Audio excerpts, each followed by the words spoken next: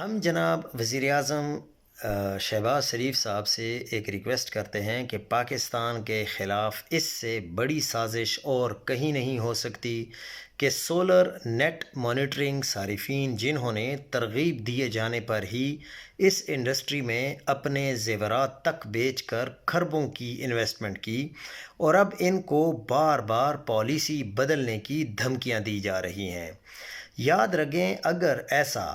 ہوا تو پاکستان کئی سو سال پیچھے چلا جائے گا اور آئندہ کوئی بھی حکومتوں کے کہنے پہ انویسٹمنٹ نہیں کرے گا۔ پاکستان کے پاس دوسرے ملکوں کی تیل کی دولت کے مقابلے میں انرجی کرائسس سے نکلنے اور پروڈکشن کاسٹ کم کرنے کا یہی ایک ذریعہ پیدا ہوا ہے، جس کو ارباب اختیار اپنی عاقبت نااندیش پالیسیوں کی وجہ سے ختم کرنے پر تلے بیٹھے ہیں۔ ان لاکھوں صارفین کا آخر قصور کیا ہے کہ جنہوں نے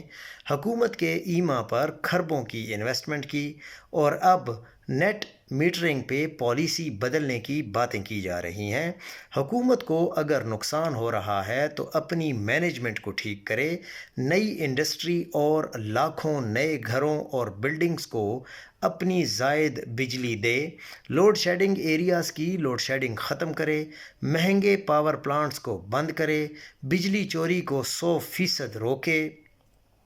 بجلی ایکسپورٹ پلان کرے اور دوسرے اقدامات کر کے اپنی زائد بجلی کو مینیج کرے، لیکن پاکستان کے روشن مستقبل کو تباہ و برباد نہ کرے۔ لیکن حکومتوں کی ایسی ہی پالیسیاں ہوتی ہیں جن کی وجہ سے عوام حکمرانوں پر اعتماد نہیں کرتے اور ان سے بدظن ہو جاتے ہیں۔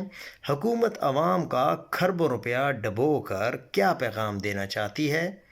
کہ آئندہ کوئی ان پر اعتبار نہ کرے اور بھول کر بھی ایک ٹکے کی سرمایہ کاری نہ کرے۔ حکومت کو یہ چول نہیں مارنی چاہیے۔